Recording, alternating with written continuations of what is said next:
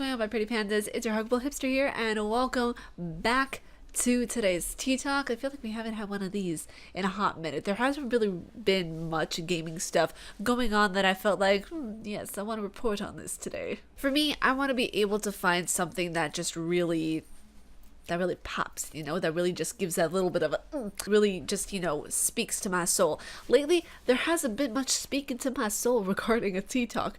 So yeah, we're gonna get into it. There's a lot to cover today. I'm sorry that this video is coming late. There's just so much that I was doing today. It's been crazy. As a lot of you guys know, or maybe some of you might not know, I just released my new single, Girarichi Ma, which translates into Do Not Wait in Korean. I wanted to kind of be like a little homage, a little kind of like tribute to BTS and the BTS army. And also I really hope that you, all of you army, non-army, pandas, cats, coffee drinkers, Red Bull drinkers, even non-caffeinated beverage drinkers, blasphemy, I really hope you guys, everybody, I really hope everybody enjoys this song, because it's just, I wanted to make it vague but also specific in a way, if that makes sense. So yeah, I just, it was a wonderful, grueling, and just amazing process getting to produce this song. For me, as a lot of you guys know, I produce, I record, mix, master, all my stuff. So I wanted to be able to up the ante, if you will, and try to test myself to see what I can do as far as recording and producing. So with that being said, I am not going to look for a label anytime soon, because I thought to myself, if I can produce stuff, I don't really necessarily need a label.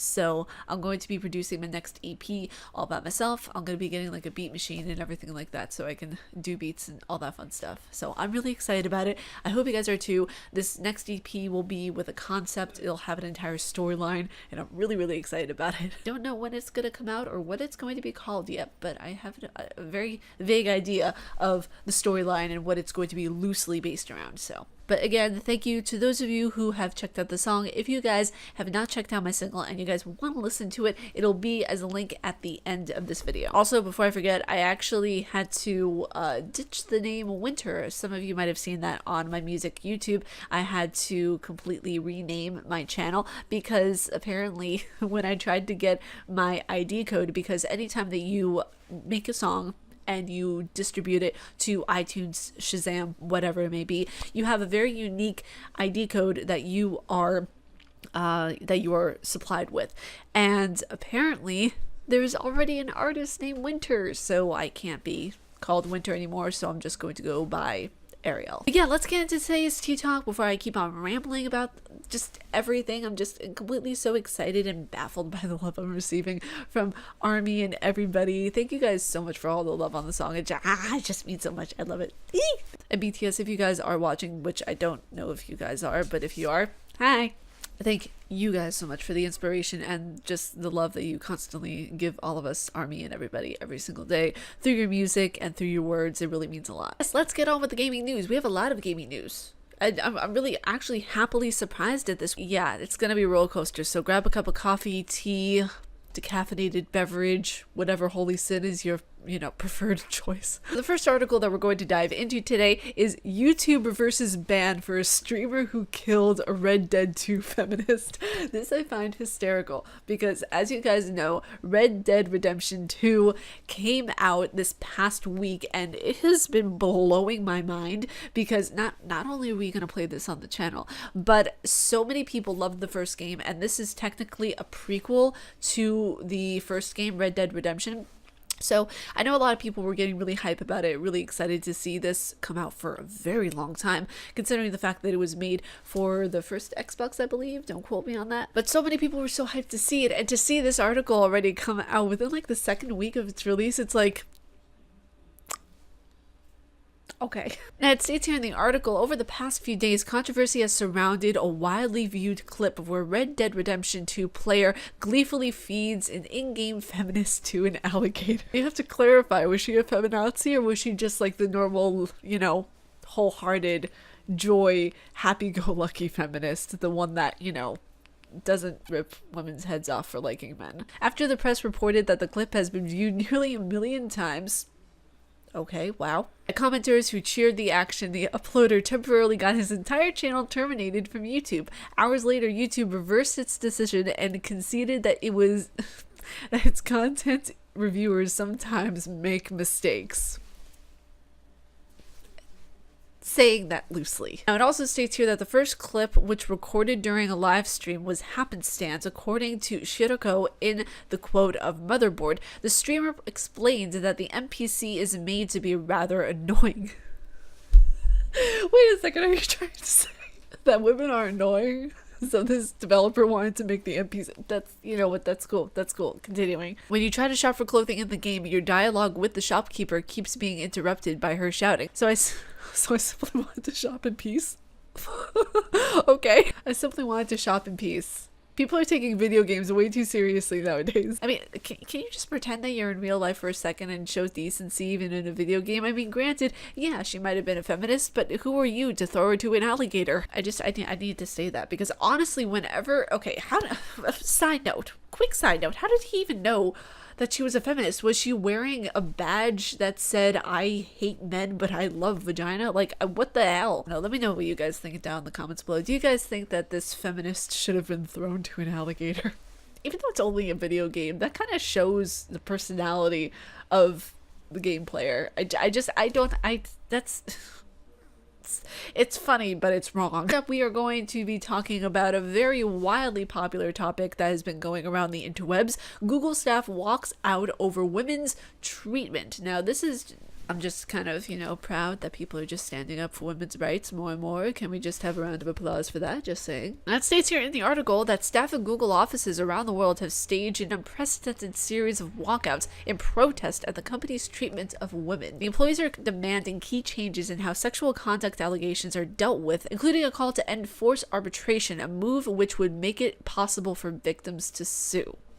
Now, next up, we have a article from Game Informer that I thought was really interesting. I think that it's talking about a new game that is coming out because this article was written on the 6th. So you'll have to let me know what you guys think of this. The game is called Drakane or Drakane, I think. Dracula. It sounds very Transylvanian and very fancy. Now, I believe that it's a new game. It wasn't directly stating that it was a new game, but we're gonna go with the fact that it's quite possibly a new game. From Software has made a name for itself for tough as nails games like Dark Souls and Bloodborne, which I want to play so much on this channel. For that reason, Drakane feels a bit like an experimental diversion for the studio. Okay, so it is a new title. All right, I got you. It focuses more on the narrative moments spaced out between simple puzzles and asks you to sympathize with orphans, not to fight gigantic monsters using your favorite weapon, which I live for sometimes, not gonna lie, deceased over that. Sometimes it succeeds and augmented by the virtual reality platform, but at other times it stumbles, held back by awkward controls and bland fetch puzzles.